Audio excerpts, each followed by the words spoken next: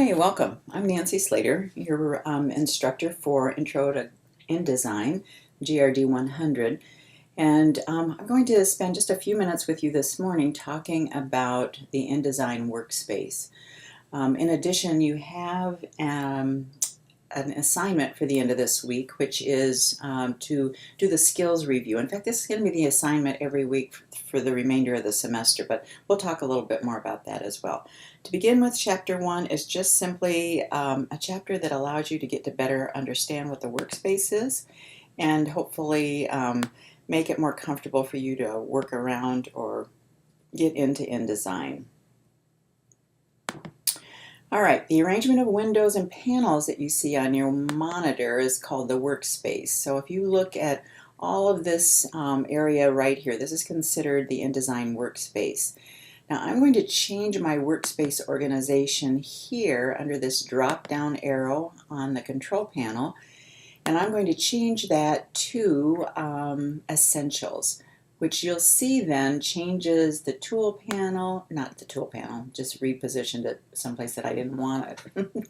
It changes the panels over here that you're, indicating the choices being the ones that you'll probably most likely work with in just a basic workspace. The InDesign workspace features the following areas: the document window. This is the paste board or the scratch board. The menu bar, which is right at the top, giving you a number of different options. And then underneath the menu bar, of course, there are other drop-down options that are available to you. The control panel right underneath the this menu bar. The tools panel. And then over here to the right, you'll see a stack of collapsed panels. And if you click on this, this will give you options that, or a viewing of that particular panel that is hidden underneath this stack. InDesign offers a number of predefined workspaces, just as I mentioned. The workspaces are here under this drop-down menu that I just changed to the Essentials. That's Advanced.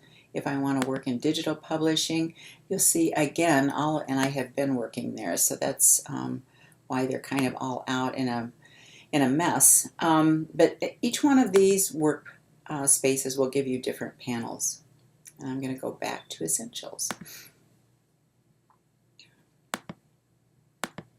You can customize the workspace, including predefined workspaces to suit your working preferences. And again, if you notice while I was clicking through that rather quickly, you can do a new workspace and then organize it such that the panels that you need or want are most available to you most easily. The pasteboard is the area surrounding the document. It provides space for extending objects. This is the gray area. Past the edge of the page. This is considered the trim line or the edge of the page if you're uploading it to a website. It also provides space, the pasteboard, for storing objects that you may or may not use in the document. So if you're contemplating using 1 out of 4 images, you can put all 4 images on the pasteboard. They don't reproduce, and they make them more easily accessible to you when you do decide which one you want to use. Objects that bleed into the pasteboard on 2 sides are what?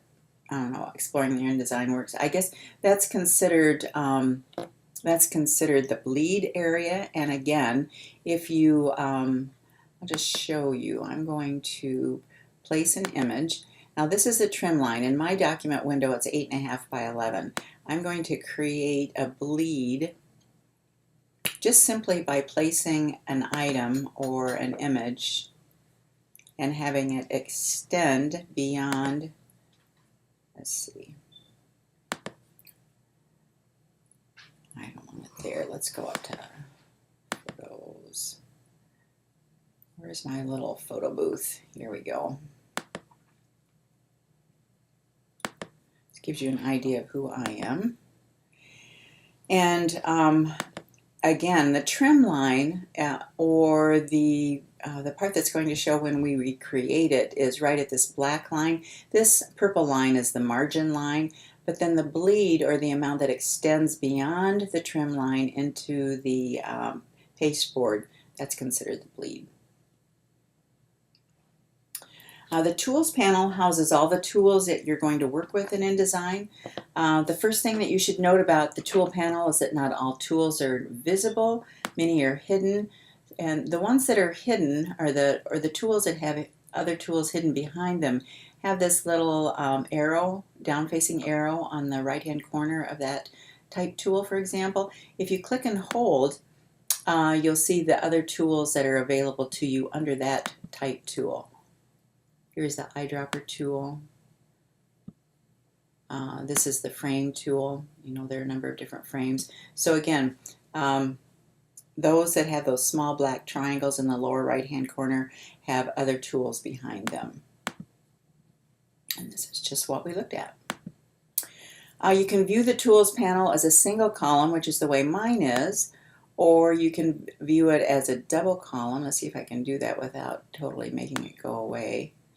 Well, there it goes horizontal along the top rather than vertical, and there's it is as a dual column.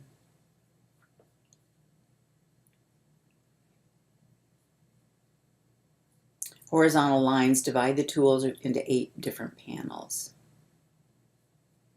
or into 8 sections. The top section, the top 8 includes the selection tools. So everything that 1, 2, 3, 4, 5, 6. What? Okay, I'm gonna change it because that doesn't make any sense to even me. Let's see if I can get this down. All right, so it says the top section, which contains the selection tools, 1, 2, 3, 4. These are page tools and a gap tool. So these two are the selection tools, along with, let's see if there's any other selection tools down there. Those are just the top 2 tools. Each contains items creation tools, such as the drawing, shape, and type tools. So if you look at these tools, these are drawing tools, the type tool, and then the shape tool. And then it says the next section contains the transform tools, such as the rotate and the scale tools, which I'm sure are right in front of my face, but this is free transform.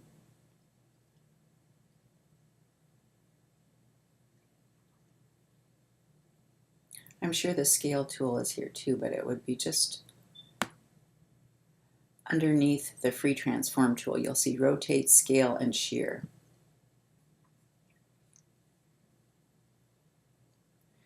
All right, the 8 sections include navigation tools, and then the bottommost sections of the tools panel contain functions for applying colors and gradients to objects. So if you look here, the gradient tool, choosing different modes for viewing documents. If you look down here and hold on this, you'll see that we can view it as normal. We can do it preview if I want to see what it's going to look like when it actually reproduces. You can see what the bleed looks like if I were able to hold my finger on that long enough for you to see. Bleed, slug, and presentation. So if this is the bleed, this is the slug, and then presentation. Yikes. All right, that picture is a little annoying, isn't it? Let's get rid of that. All right, so let's go and so we just have the document window, and I'm going to put it back into normal mode. And you'll see that in normal mode, you can see the margin lines and the scratch board. And others if you had some other guidelines up there. Many InDesign functions are grouped into panels. All panels can be accessed through the window menu. Some panels are placed within categories on a window menu. So again, we're talking about panels. And you'll see that swatch and color, for example, are together. I click and drag this out. And or stroke, there's stroke. And there's color. Here's swatches, pages. So again, there's some grouping associated with how the panels are organized, thinking that you will probably more than likely use those together when you're using a panel. When you choose a panel from the window, the panel appears in its expanded view, which you can see that it does. And then if you want to get rid of it, you can just click on this little arrow and it will go back to its resting spot. It says the following figure shows 3 panels grouped together. The paragraph panel is, paragraph panel is, totally lost my place here. I can't believe I just did that. Sorry, guys.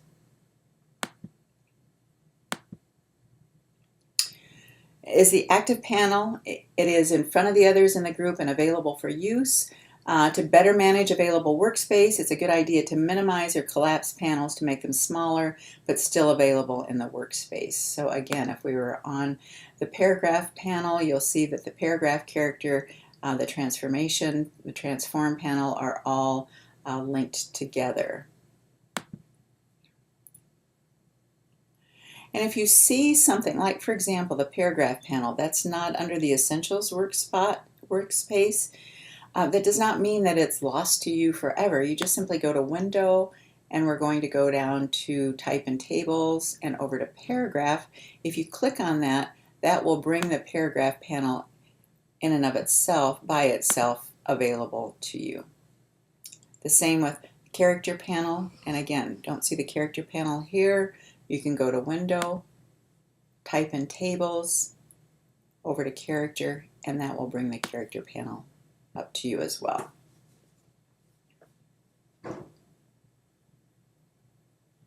When you've expanded a panel, the other panels grouped with it appear as tabs on the panel. You can activate those by clicking on their tabs. So again, you'll see that if, see what's effects, swatches. Okay, for example, the Pages panel is grouped with the Layers panel and the Links panel. All you have to do to call these panels up is to click on the Layers, click on the Links, or click on the Pages, or put them back in their resting spot. If you want to ungroup one, and I do this all the time because I like to have it close to my workspace typically if I'm working on a layer, I'll click and drag and drop it over here so it's closer to where I want it to be when I am working with something on my page.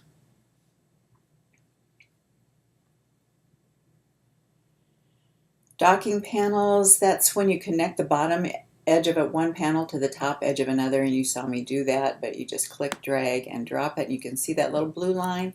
That allows you to dock these or position them in that spot.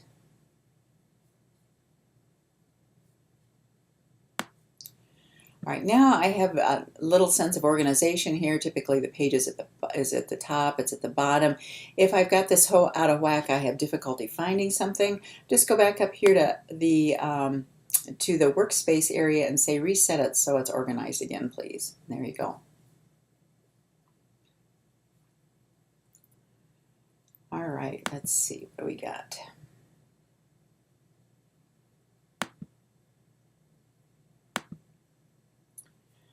Again, we talked about that. Using the zoom tool, you can reduce or enlarge the view of the document from 5 to 4,000%. The zoom tool is at the bottom of your toolbox. And you'll see that when I do zoom, it gives us a percentage. I'm currently zoomed at 150%. If I wanted to zoom another way, I could go clear up to 4,000%, and we can practically see the makeup of whatever paper we have in there. Just kidding. All right. When you click the zoom tool and move the pointer over the document window, the pointer becomes a zoom pointer with a plus sign. When you click the document with the zoom pointer, the area of the document that you clicked is enlarged. Now you can't really see that obviously because I don't have anything on my page window, but if I did, do a file and place. Oh my goodness, is there something other than what I can? All right, so you'll see my mouth there. If I put the zoom tool,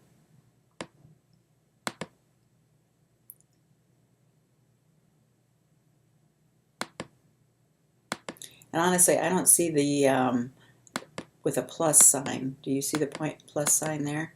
You see how an image is made up. But I do know if you hold down the Option key, it then turns from a zoom in to a zoom out, and you can just as easily manually zoom out of that as well. All right, I'm going to cut this off before it becomes an all-day event, and I will be back to cover the remaining overheads with you. See you in just a couple minutes.